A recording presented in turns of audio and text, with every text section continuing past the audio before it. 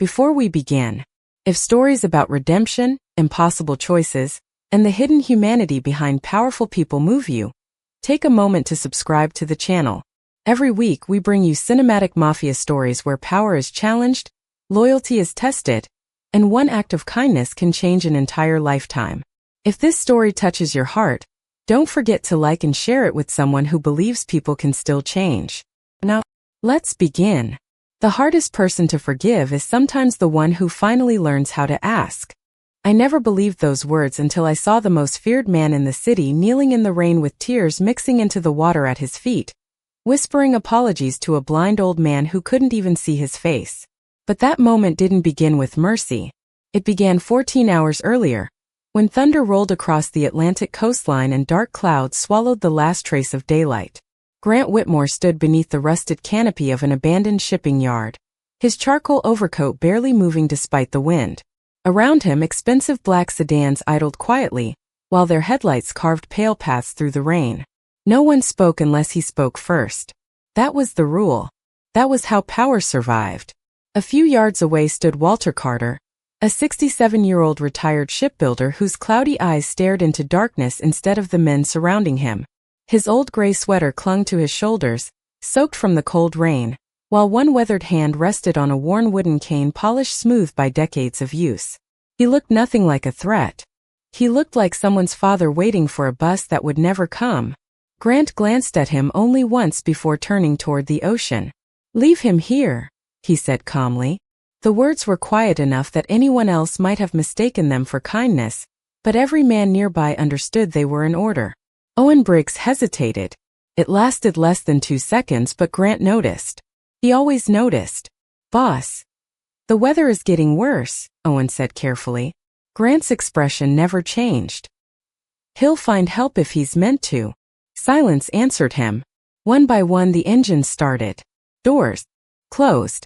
Tires rolled slowly across the wet pavement until only the sound of rain remained. Walter never shouted, never begged. Instead, he simply lifted his face toward the storm as though listening to something beyond the thunder. Then he smiled, almost too softly to notice. "Someone out there still has a good heart," he murmured into the wind. Miles away, Evelyn Carter was closing the tiny neighborhood pharmacy where she worked 6 days a week. She switched off the faded neon sign in the window, locked the front door, and slipped the day's receipts into her canvas bag before pulling on her father's old wool coat. It was 2 sizes too big and smelled faintly of cedar wood and peppermint, the scent that always reminded her of childhood mornings before life became complicated. Her phone buzzed. She smiled, expecting her father's usual message asking if she wanted homemade soup for dinner. Instead, the screen stayed empty. No missed call. No text. Just an uneasy silence that settled into her chest like cold winter air. Walter had never missed their evening check-in. Not once in 10 years.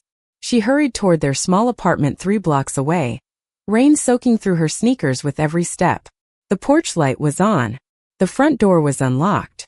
Inside, the soup still simmered gently on the stove, filling the kitchen with warmth that suddenly felt wrong because the house was empty.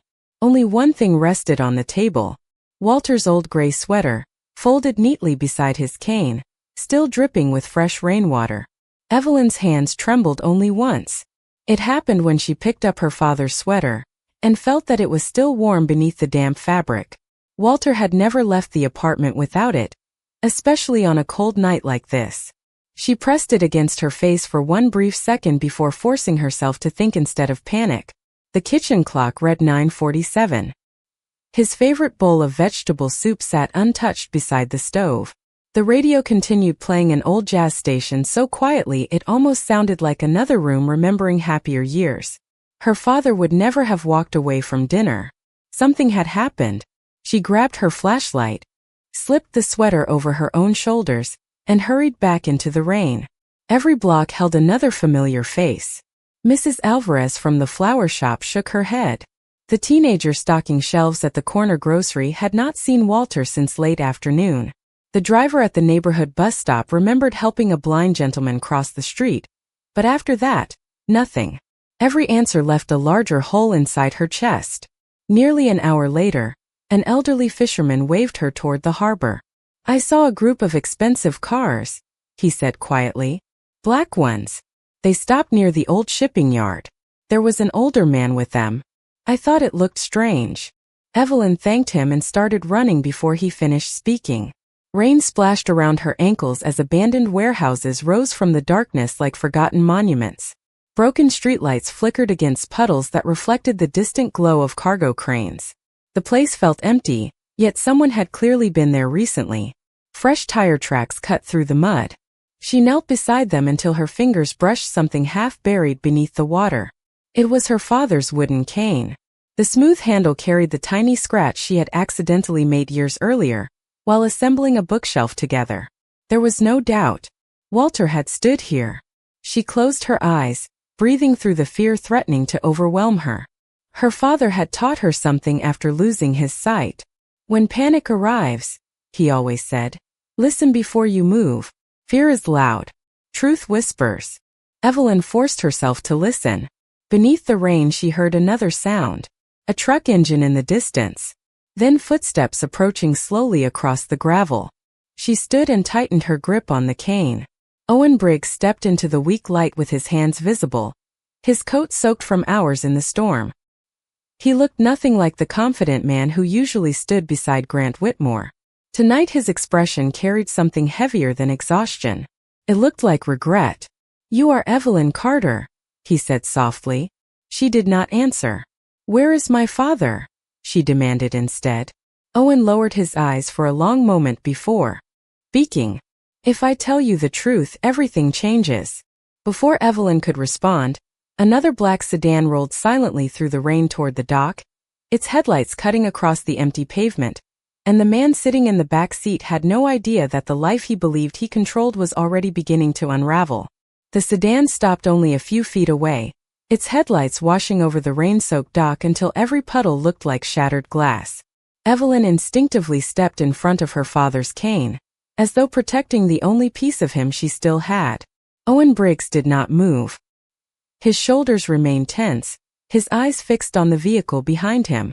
The rear door opened, but instead of Grant Whitmore stepping out, a younger driver leaned forward and quietly delivered a message. Owen listened without interrupting, nodded once, and watched the sedan disappear into the darkness as silently as it had arrived. Only then did he exhale. He believes the matter is finished, Owen said. Evelyn's voice was steady despite the fear pressing against her ribs. My father is not a matter. Those words lingered in the damp air. Owen looked away toward the harbor where fog rolled slowly across the water. No, he admitted. He is not. For the first time that night, Evelyn noticed that Owen looked exhausted rather than dangerous. Rain dripped from the edge of his coat while his hands remained buried deep inside his pockets, almost as if he could not bear to let them hang at his sides. Your father never argued, Owen continued quietly. Most people shout when they are afraid. He asked whether we had families. He asked whether we had eaten dinner. Then he thanked me for helping him step over a puddle. Evelyn felt tears gathering, but she refused to let them fall. That sounded exactly like Walter Carter. He always found a way to care about someone else before himself. Where is he? She whispered again. Owen hesitated. I do not know where he is now. We left him near the old coastal road about 8 miles north of here. 8 miles. In the middle of a storm. Evelyn closed her eyes as panic rushed through her, but before it could take hold, she remembered her father's voice. Fear is loud. Truth whispers. She forced herself to breathe. Then he is still alive, she said. Owen frowned. How can you be certain? Evelyn looked toward the distant highway. Because my father spent 40 years building ships. He can recognize the direction of waves better than most people can recognize street signs. If he could hear the ocean, he could find shelter. Owen stared at her with quiet disbelief. You sound just like him. A faint smile almost appeared on Evelyn's face before disappearing again. I hope so. Without another word, she picked up the cane and started walking toward her old pickup truck parked beside the warehouse. Owen remained frozen until she reached the driver's door. Miss Carter. She turned. There is something else you should know. He reached into his jacket and carefully removed a small silver lighter. Its surface was scratched with age, and engraved across the front were 2 faded initials. GW, Your father asked me to return this if I ever found someone named Evelyn Carter. She accepted it slowly, confused. This does not belong to my father. Owen shook his head. No. It belongs to Grant Whitmore. Somehow. Your father has carried it for more than 25 years. Evelyn looked down at the lighter resting in her palm, while thunder rolled across the coastline once again. Somewhere in the darkness, the missing years between two strangers were beginning to connect, and neither of them yet understood that one forgotten act of kindness was about to change every life it touched. Evelyn drove north with both hands gripping the steering wheel so tightly her knuckles turned pale beneath the dashboard lights. The windshield wipers struggled against the relentless rain while the silver lighter rested on the passenger seat beside her father's cane. Every few seconds she glanced at it, trying to understand why a man like Grant Whitmore would have lost something so personal decades ago, and why Walter had protected it all these years without ever mentioning it. The coastal highway stretched ahead almost completely empty except for scattered fishing cabins and weathered mailboxes bending in the wind. Her father had always loved this road because he said the ocean sounded different here. The waves echoed against the cliffs instead of the beach, creating a deep rhythm that reminded him of old ship engines.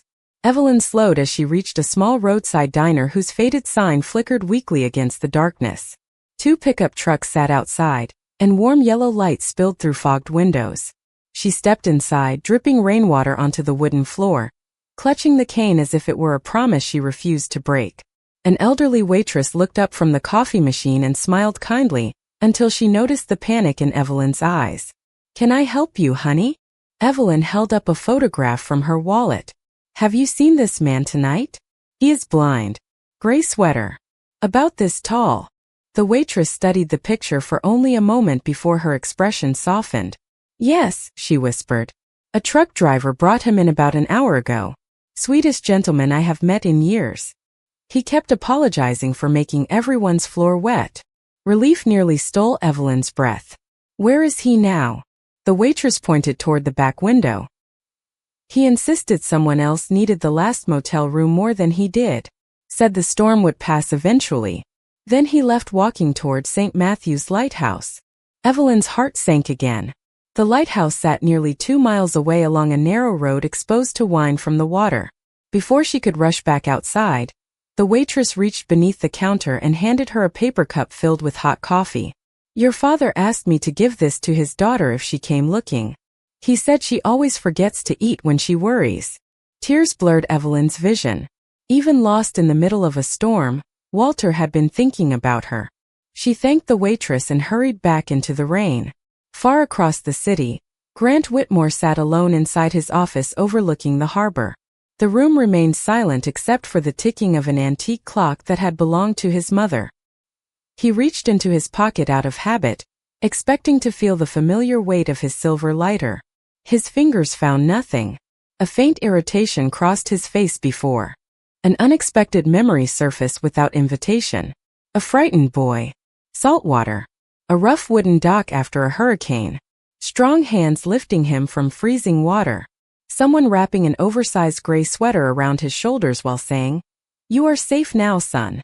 Grant closed his eyes. He had not thought about that night in more than 25 years. The memory faded as quickly as it appeared. But for the first time in a very long time, something inside him felt unsettled, as though the past had quietly opened a door he had spent decades trying to keep locked. Evelyn reached St. Matthew's Lighthouse just as the rain began to soften into a steady mist. The old stone tower stood against the gray horizon like a promise that refused to disappear, its beams sweeping slowly across the restless Atlantic. She parked beside the empty maintenance shed and stepped out with her father's cane in one hand and the silver lighter in the other. Every gust of wind carried the scent of salt and cedar. "Dad," she called, her voice trembling despite every effort to steady it. Only the waves answered.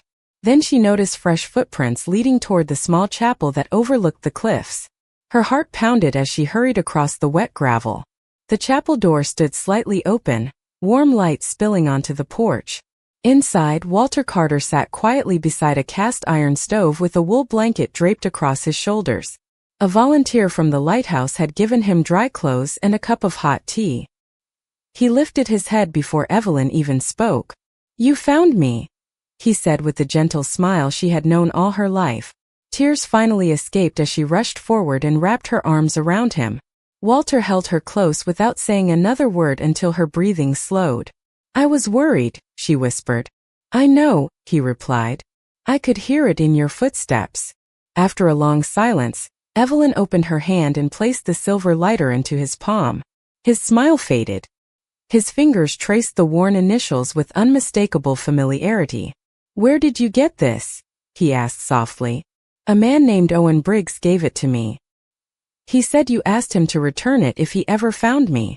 Walter closed his hand around the lighter and lowered his head. "I hoped this day would never come." Evelyn sat beside him. "You know who it belongs to?" Walter nodded slowly. "Many years ago, after the great hurricane, I found a frightened boy alone on a broken dock. He had lost everything. His family, his home. Even his name felt too heavy for him to carry. Before the rescue crews arrived, he dropped this lighter into the water. I managed to save it before the tide carried it away." Evelyn looked at him in disbelief. "That boy was Grant Whitmore." Walter sighed. "I did not know what he would become. I only knew he was cold, hungry, and terrified." At that very moment, miles away, Grant stood alone before the wide windows of his office, unable to silence the same memory that had returned again and again throughout the night. Somewhere deep inside him, a forgotten voice continued to whisper words he had not heard in 25 years. "You are safe now, son." For reasons he could not explain, those 6 simple words unsettled him far more than any threat ever had. Morning arrived quietly, but peace did not come with it. Gray sunlight spread across the Atlantic, turning the restless water into sheets of silver that reflected through the chapel windows. Walter Carter sat near the stove, slowly warming his hands around a fresh cup of coffee, while Evelyn watched him with the mixture of relief and unanswered questions that had followed her all night. The silver lighter rested on the wooden table between them. It no longer looked like an ordinary object. It looked like a bridge connecting 2 lives that should never have crossed again. "Why did you never tell me?" Evelyn asked softly. Walter smiled with gentle sadness. "Because kindness is not something you keep score of. I helped a frightened boy. That was enough." Evelyn lowered her eyes. "He grew into a man who forgot that kindness." Walter nodded without anger. "Sometimes pain teaches the wrong lessons." Those words lingered in the quiet room long after he stopped speaking. Nearly 20 miles away, Grant Whitmore stood inside the archive room beneath his office, surrounded by shelves filled with decades of business, records and forgotten boxes. He had sent everyone away except Owen Briggs. Dust floated through narrow beams of sunlight while Grant searched through files that no one had opened in years. Finally, he pulled out a weathered cardboard box marked with a date from 25 years earlier. Inside were newspaper clippings about the hurricane that had destroyed much of the harbor. Rescue photographs lay beneath them, faded almost beyond recognition. Grant slowly lifted one picture after another until his hand froze. There, standing beside an emergency truck wrapped in an oversized gray sweater, was a thin 12-year-old boy with frightened eyes. Beside him stood a broad-shouldered shipbuilder resting one reassuring hand on the child's shoulder. The man's face was younger, but unmistakable. Walter Carter. Grant stared at the photograph without speaking. The memory returned with astonishing clarity. The smell of seawater. The cold. The sound of waves striking broken docks. A calm voice saying, "You are safe now, son." He had spent years convincing himself that no one had ever helped him without expecting something in return. Yet the proof rested in his own hands. Owen quietly broke the silence. "I tried to tell you there was something different about him." Grant did not answer immediately. His eyes never left the photograph. "I gave an order without asking who he was." Owen lowered his head. "Yes." Grant closed the box with deliberate care, as though afraid it might fall apart if handled too roughly. "Find every report from that hurricane, every volunteer list, every witness statement. I want to know everything about Walter Carter." Owen hesitated. "There is something else you should know." Grant finally looked up. "Miles Harlan has been making calls since last night. Quiet calls. He has been telling people that changing your mind would make you look weak." Grant's expression hardened, though not with anger. It was something deeper. Disappointment. Not in Miles. In himself. He glanced once more at the old photograph before slipping it carefully into his jacket pocket. For the first time in decades, the man who controlled every room he entered realized that the most important decision of his life had already been made years ago by a stranger who had expected nothing in return. Walter remained quiet for several minutes after Evelyn finished reading the newspaper clipping Grant had uncovered years earlier. Morning light filtered through the chapel windows, illuminating the tiny scratches on the silver lighter resting between them. It seemed impossible that something so small could carry the weight of an entire lifetime.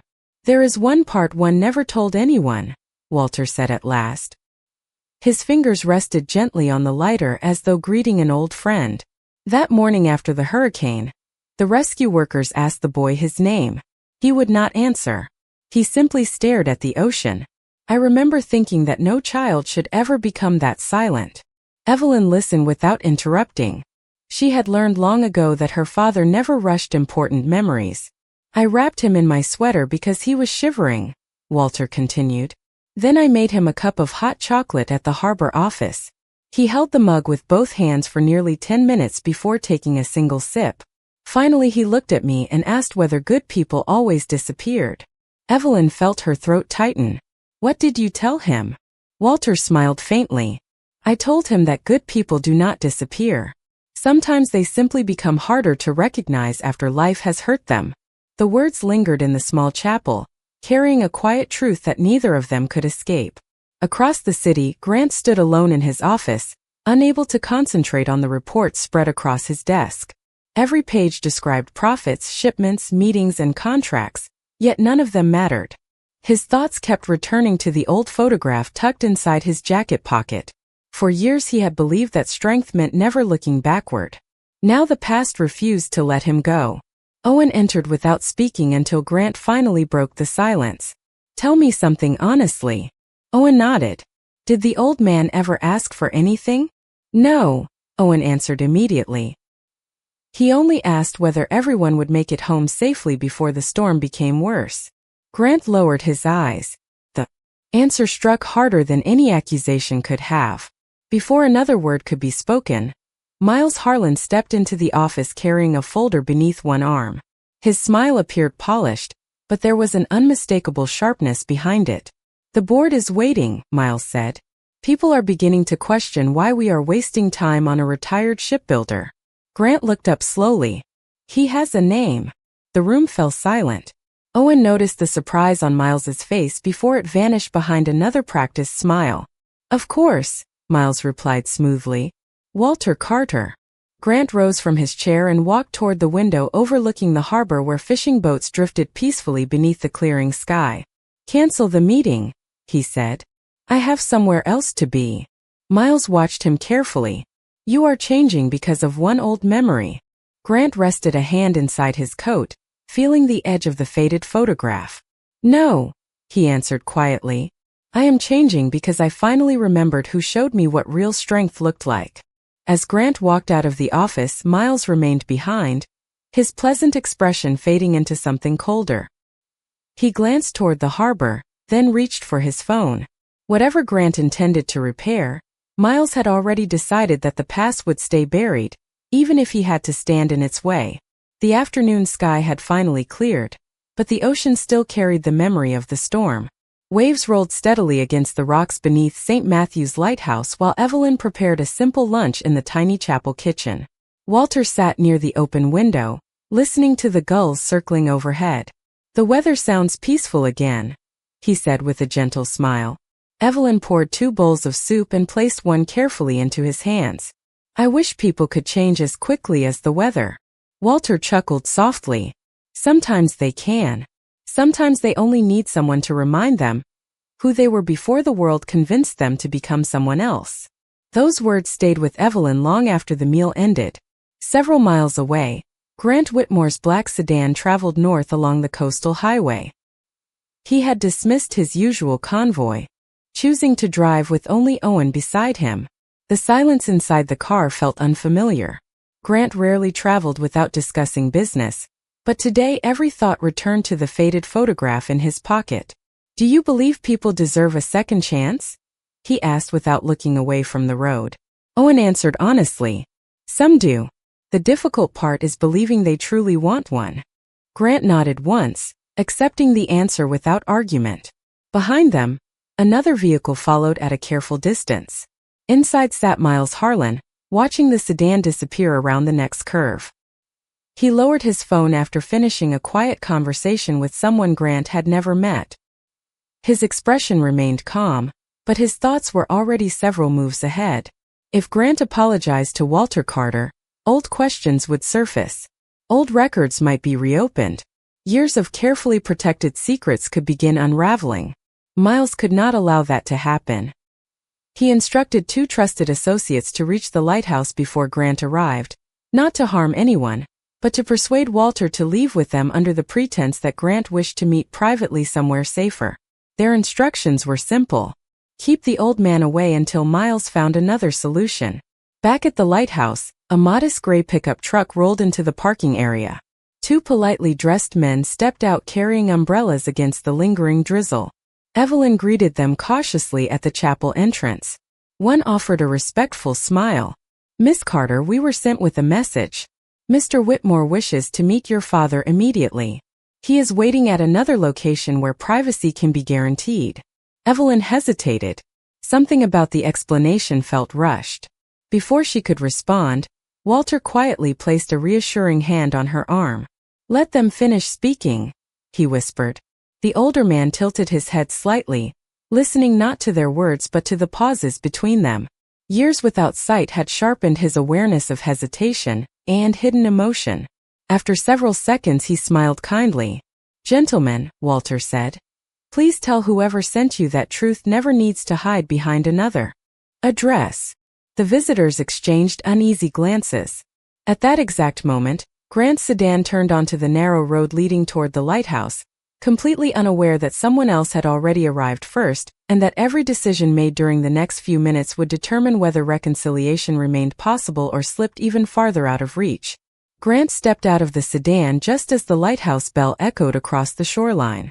The cool ocean breeze carried the scent of salt and rain while the last gray clouds drifted toward the horizon.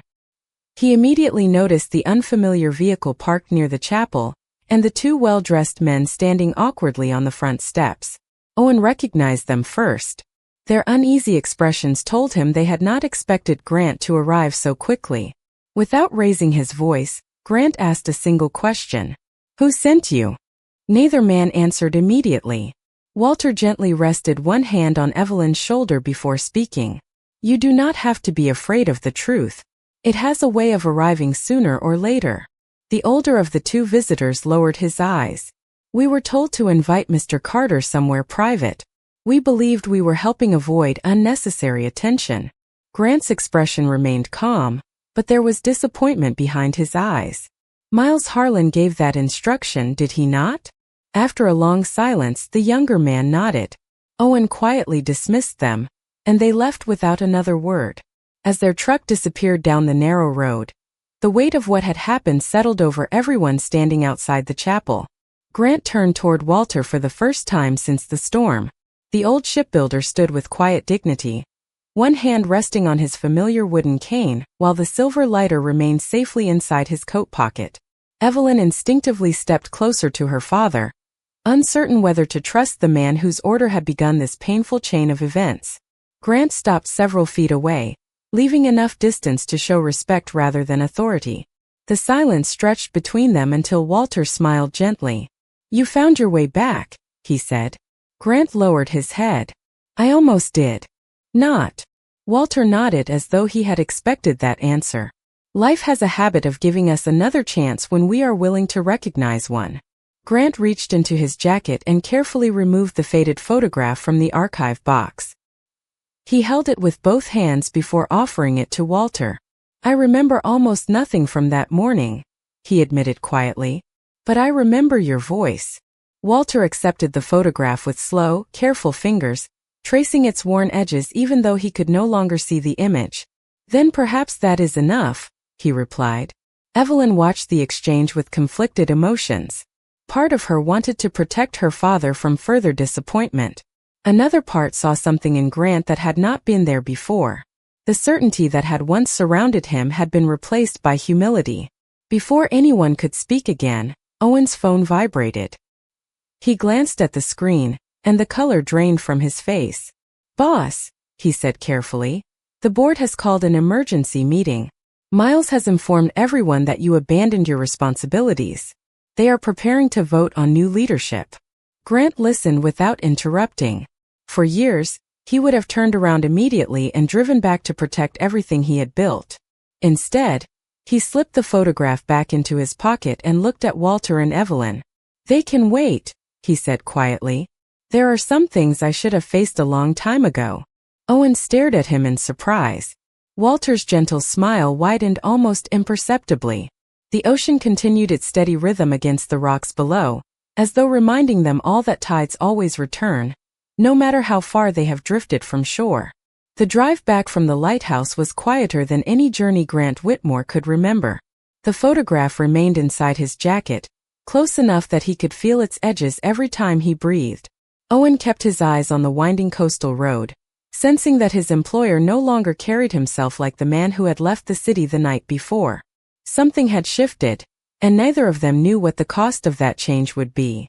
Back at headquarters, the atmosphere felt unusually cold despite the afternoon sun pouring through the tall windows.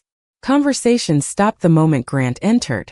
People who normally greeted him with confidence now exchanged uncertain glances before looking away. At the end of the long conference room, Miles Harlan stood beside a polished wooden table with several folders neatly arranged before him. His smile appeared courteous, but it lacked warmth. "I postponed the vote," Miles said evenly. "Everyone agreed you deserved the opportunity to explain your absence." Grant removed his coat and placed it over the back of a chair without answering immediately. He slowly looked around the room at the people who had worked beside him for years. Many had followed him because they believed he was decisive. Others because they believed he was unshakable. Today, for the first time, he wondered whether either belief had ever truly mattered. "There will be no explanation," Grant said calmly. "Only a change." A quiet murmur spread through the room. Miles folded his hands together. "You intend to alter rules that have protected this organization for decades?" Grant met his gaze without anger. "Rules that prevent people from showing gratitude are not worth protecting." The room fell silent. Owen noticed several longtime associates exchange surprised looks. Grant continued speaking in the same measured tone.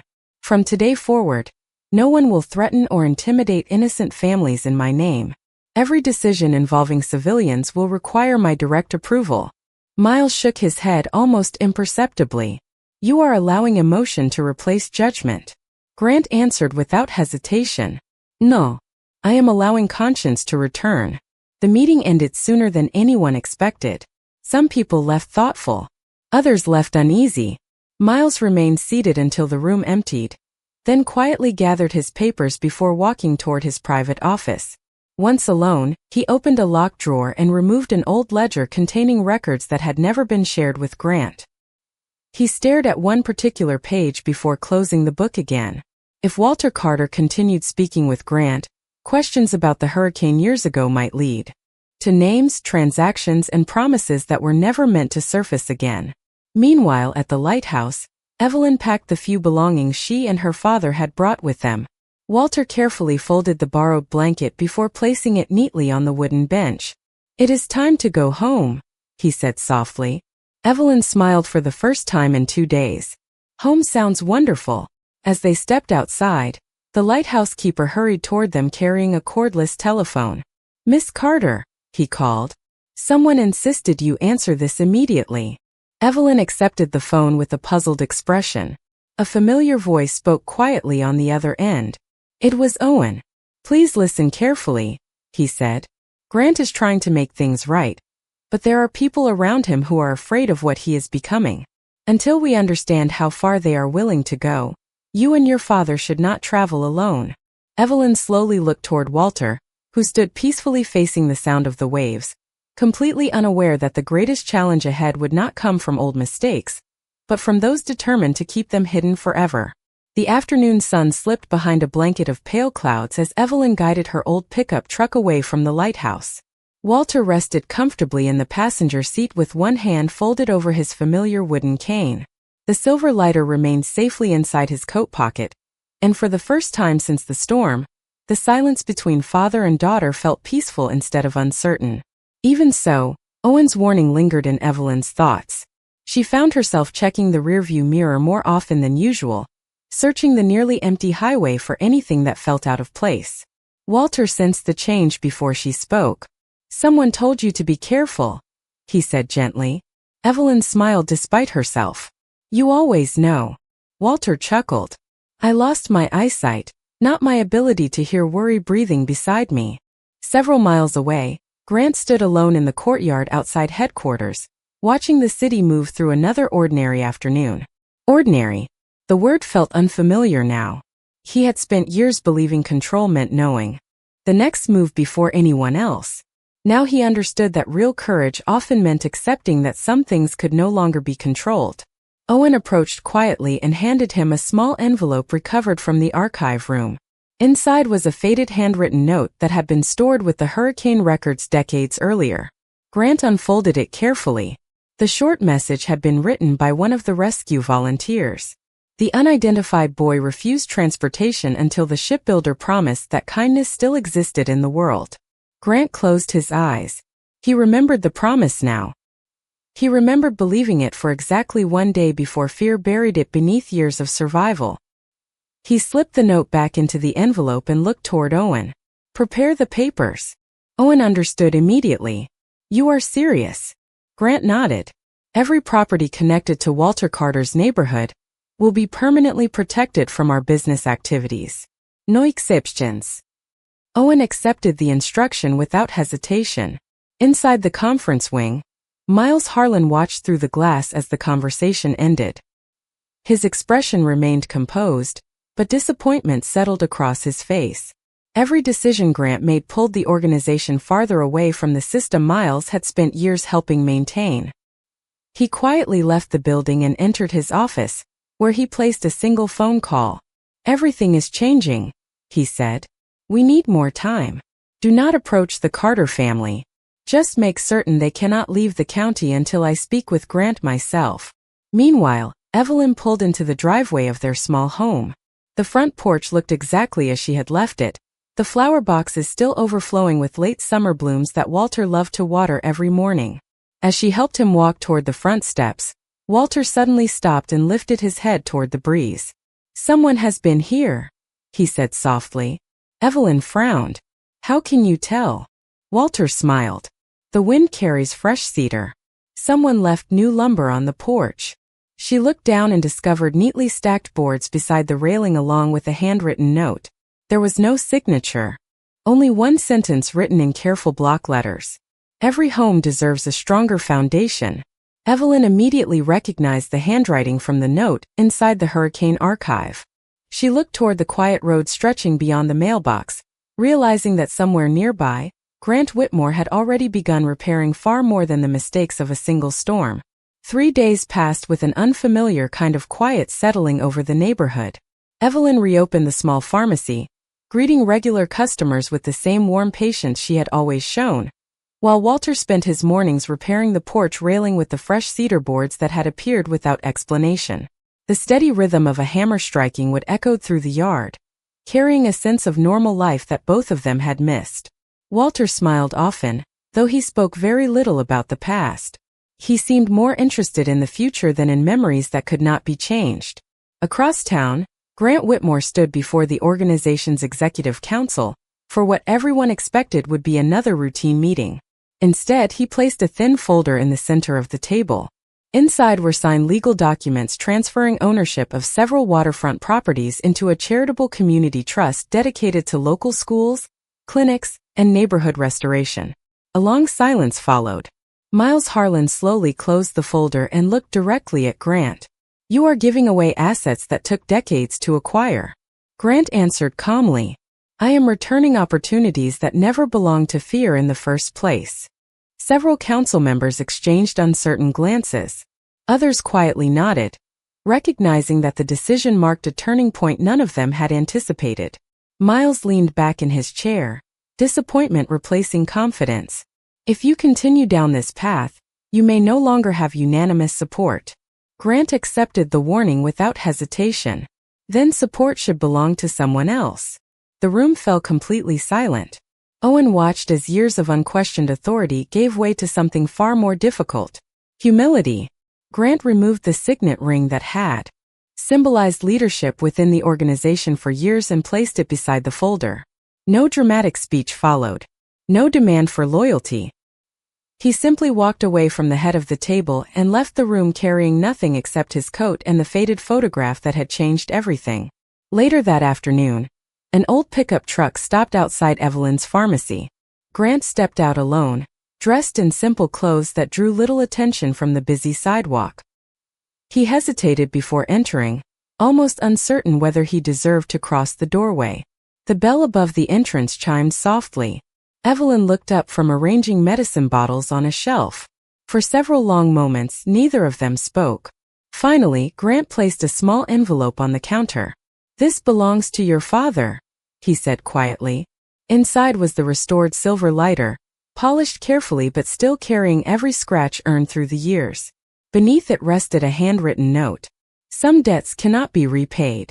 They can only be honored." Evelyn read the sentence twice before looking back at him. "You wrote this?" Grant nodded. "I should have said it much sooner." She studied his face, searching for the certainty that had once surrounded him. Instead she found weariness, honesty, and the quiet determination of someone choosing a different life one decision at a time. Before either of them could continue, the pharmacy door opened again. Walter stepped inside, guided only by the familiar sound of his daughter's voice, and the scent of cedar that still clung to his jacket. He smiled gently toward Grant and said, "The hardest journey is never across the ocean. It is the distance between regret and forgiveness." Grant lowered his eyes, realizing that he had finally reached the place where power no longer mattered, and only character remained. 1 year later, the first light of autumn settled gently over the harbor, painting the water in quiet shades of gold and blue. The storm that had changed so many lives existed now only as a memory carried by those who had lived through it.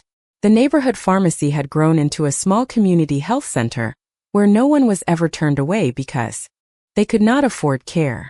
Fresh flowers rested beneath the front windows every Monday morning, though no one ever claimed to know who left them there. Evelyn had stopped wondering. Some acts of kindness were never meant to carry a signature. Walter spent most mornings sitting on the rebuilt front porch with a cup of coffee warming his hands while children from the neighborhood greeted him on their way to school. Although he could not see their smiles, he recognized every voice and remembered every name. He often told them that the strongest people were not the ones who never made mistakes, but the ones brave enough to become different after making them. Across town, Grant Whitmore no longer occupied the office that had once overlooked the harbor. Instead, he worked alongside carpenters restoring old fishing docks damaged by years of neglect. His expensive suits had been replaced by worn work gloves and simple denim shirts. The labor left his hands rough and his shoulders tired. Yet every evening he returned home with a peace he had never found while surrounded by power. Owen occasionally stopped by the construction site with coffee and quiet conversation, and neither man spoke very often about the past. They no longer needed to. Some lessons had become part of who they were. Miles Harlan had chosen another path far away from the city, leaving behind the ambitions that had once defined him. Grant never celebrated that departure. Walter had taught him that forgiveness was not the same as forgetting. It simply meant refusing to let yesterday decide who you became tomorrow. On a calm Saturday afternoon, Grant walked toward the Carter home carrying a small wooden box he had built himself from cedar left over from the porch repairs. Walter recognized his footsteps before he reached the gate. "You finally learned to walk without sounding like you own the ground beneath you," the older man said with a warm laugh. Grant smiled, a genuine smile that once would have felt impossible. He placed the box into Walter's hands. Inside rested the restored silver lighter beside the faded hurricane photograph, protected beneath clear glass. A brass plaque carried a single sentence, "Because one act of kindness can outlive an entire lifetime of regret." Walter gently touched the engraving before closing the lid. He reached forward and rested one weathered hand on Grant's shoulder exactly as he had done 25 years earlier. No speeches followed. No dramatic promises. only quiet understanding. As the afternoon breeze carried the scent of cedar across the porch, Evelyn watched the two men sitting side by side, no longer connected by debt or guilt, but by something far stronger, compassion freely given. Looking toward the distant shoreline where the lighthouse still stood against the horizon, she finally understood what her father had always believed. Power may convince people to step aside. Wealth may open locked doors and fear may command silence for a season. But only kindness has the strength to return after every storm and build a future where forgiveness becomes the strongest foundation of all. If this story stayed with you after the final scene, please take a moment to like this video, share it with someone you care about, and subscribe to the channel for more cinematic mafia stories every week. Because true power is never measured by fear. It is measured by the lives we choose to protect. Thank you for watching. We'll see you in the next story.